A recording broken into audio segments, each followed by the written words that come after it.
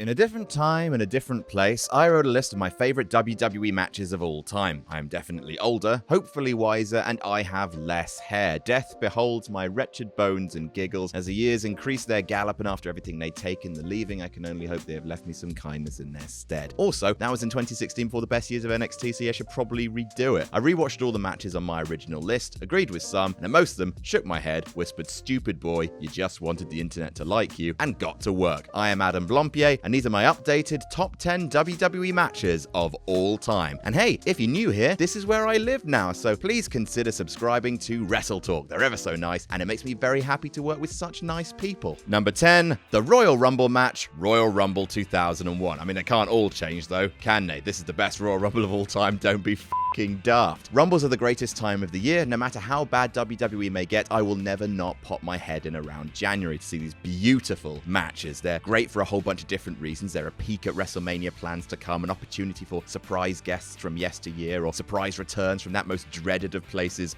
the shelf. They provide a platform for star-making turns, unlikely encounters, slapstick comedy, and heaps of micro-booking. Royal Rumble 2001 is the best in every field. First of all, Christ, that roster. Any of Taker, Kane, Rock, Austin, or Rikishi could have won the thing. You got the best mid-card in WWE history. Rock and Austin having their Mania main event preview. Triple H's attack, Big Show shock returning, running wild, and immediately eating shit. The hardcore stuff, the Honky Tonk Man stuff, the Drew Carey stuff, Scotty 2 Hotty having just a terrible time, Kane going crazy, Austin's win. It's just the best. Good Rumbles are like a 3-course meal. This was like an 8-course meal, and you get to watch your favorite film during the meal, and also they pay you to eat the meal. Number 9, Tyler Bate versus Walter, NXT TakeOver Cardiff. Oh my goodness, not one but two big strong boys. So I'm a huge sucker for a David versus Goliath story, as you'll see from my number 1 pick. Ooh, what a tease. And they don't come much better than Captain Thighs versus Fight Club Dad. It's pure carnival, and there are so many feats of strength, so many times where Tyler proves his inhumanity and manages to heft up a man he should not be able to heft up, and God, the crowd love it so much. Crowds play a huge part in my enjoyment of wrestling. Thanks again, 2020, you remorseless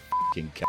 It's one of the reasons I love NXT so much. That passion, the stories that the crowd can self-generate, the push-pull between their expectations and the unending gifts of the performers, and just Tyler was a hero on this night. Deep down, the crowd knew it wasn't time for Walter's reign to end, but the best matches, including many on this list, occur when you take that passionate insider base, make them forget what they know should happen, and make them lean in. No other thoughts but the now, incapable of thinking any further than come on Tyler, come on Tyler. 40 minutes of expert crowd control and jaw-dropping spectacle. Number 8, Bayley versus Sasha Banks, TakeOver respect. Is there anything better than a wrestler making a child cry? Again, TakeOver crowds think about heels in different ways than mainstream crowds. They respect the performer, almost too much that true healing is impossible. However, when Sasha stole Bayley superfan Izzy's headband, paraded it in the ring, then threw it at her, Izzy broke down in tears, and the outrage from the fans. Again, a moment of performance art that takes you to the unthinking place. Also, the rest of the match is just bonkers good. A lot of it is recalling and remixing their classic Brooklyn encounter, which I completely understand people preferring, but what makes this match really sing is how the format is complemented by the match before. After suffering a defeat to someone she deemed not worthy of her, well, respect, Sasha ups the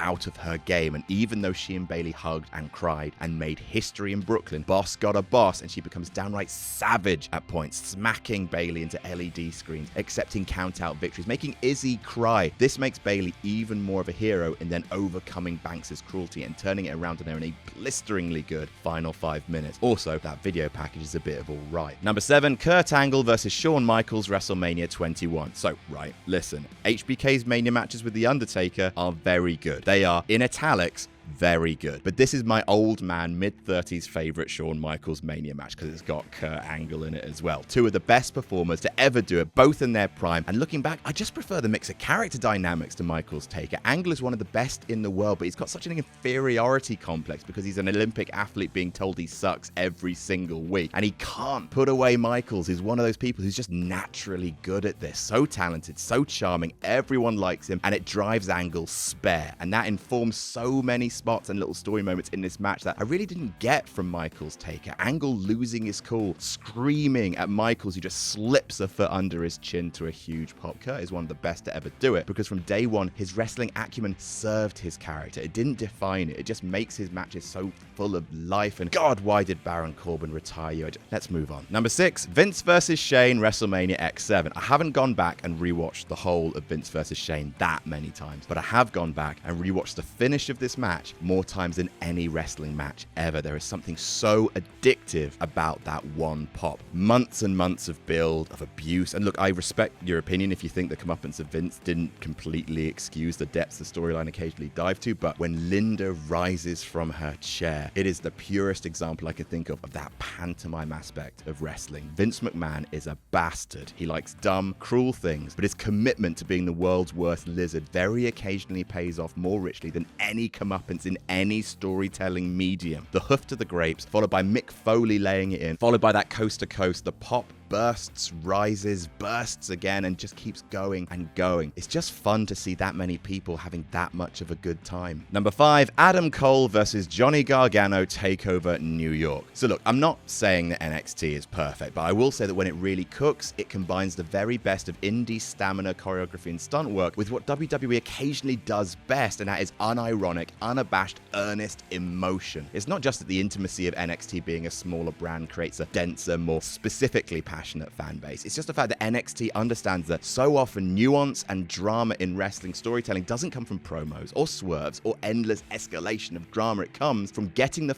out of the way and letting two of the best in the world wrestle. NXT is so good for providing broad emotional context for the action, jealousy, pride, entitlement, and then lets the wrestlers create a layered match that touches on these emotions throughout the action. This main event, built in 2 weeks after a terribly timed Ciampa injury, it's very clever booking disguised to look really simple. Cole starts the match as the crowd favorite because he's the cool tweener with a catchphrase to Johnny's unironic Disney prince. Over the course of Cole going one up, Gargano fighting from underneath, casual references to the torment he suffered from Ciampa, total bastardry from the Undisputed Era, God, Mauro screaming at Yui when they interfered during that final fall. Again, maybe Cole was the cooler choice, but by the end of it, you didn't care. On that night, Johnny refused to lose, and the constant, exciting, involving wrestling dragged you to that emotional place of believing, damn right, you deserve it. Number 4, CM Punk versus John Cena, Money in the Bank 2011. Again, it's a simple choice, but sometimes it's just gratifying to see a crowd that really, really wants something get what they want. A hot crowd makes a good match great, and a great match this. A crowd united either behind one star or against one star, in this case both, makes every move matter. Trying to come up with a new interesting angle on this match is like trying to find a new way of saying fire is warm, or Mr. Davies likes his tea weaker than a suspension bridge made of wet bread. It's the one ultimate defense for the Cena wins lol era, that yes, sometimes it really, really hurts some stars, but on nights like Money in the Bank 2011, SummerSlam 2016, One Night Stand 2006, it creates something more than a passionate crowd. It creates a crowd with a cause, something that it needs to achieve, and that's so amazing to watch. The way WWE toyed with the crowd, the threat of the screw job, the failed cash, and even though there are matches higher on this list, there's no wrestling crowd that I wish I had been a part of more than that fateful night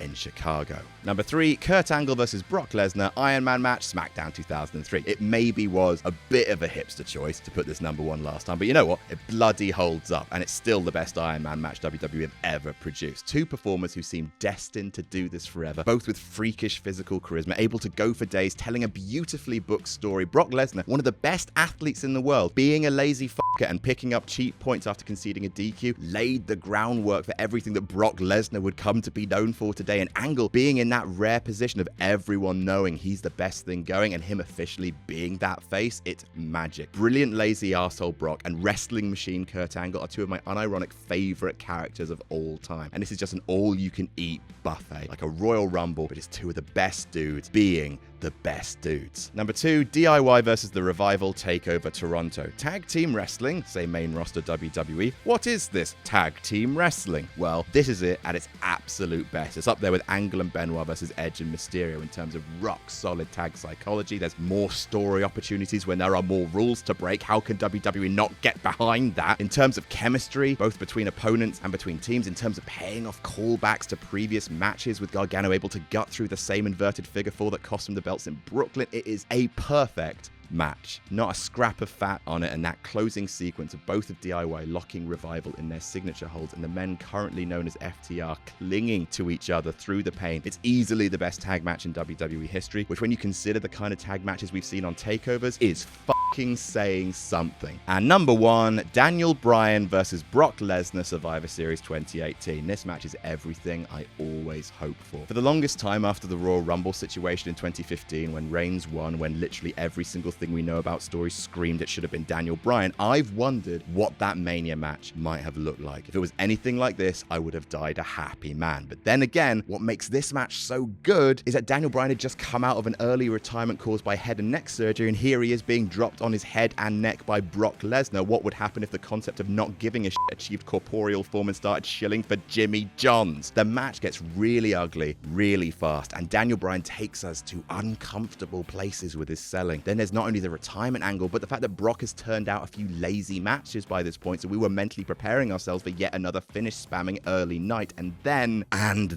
Bryan kicks him in the dick, hits the running knee, gets the closest 2 count of the decade, and then the fight is fucking on. Daniel Bryan went from never having a chance against Brock Lesnar to it being an absolute certainty he was going to beat Brock Lesnar. And anytime you physically leave your seat watching a wrestling match, you know it's a special one. Again, it took me away, had me literally screaming at my TV, elated, and I don't know what more your favorite match can ask of you. Well, maybe when it's not a match. And number 0, Firefly, Funhouse, WrestleMania 36. I'm not kidding, it's my favorite thing. I get it, it's not a match, I get it, but also I never thought WWE were capable of broadcasting something so virulently anti-WWE. Like, we talk about CM Punk and how WWE let him make his little jokes and cut his little pipe bomb, but WWE signed off on Bray Wyatt tearing the soul out of their business, burying the biggest star of the generation, exposing all of terrible WWE's terrible priorities, whilst also celebrating insider knowledge, wrestling's history, and I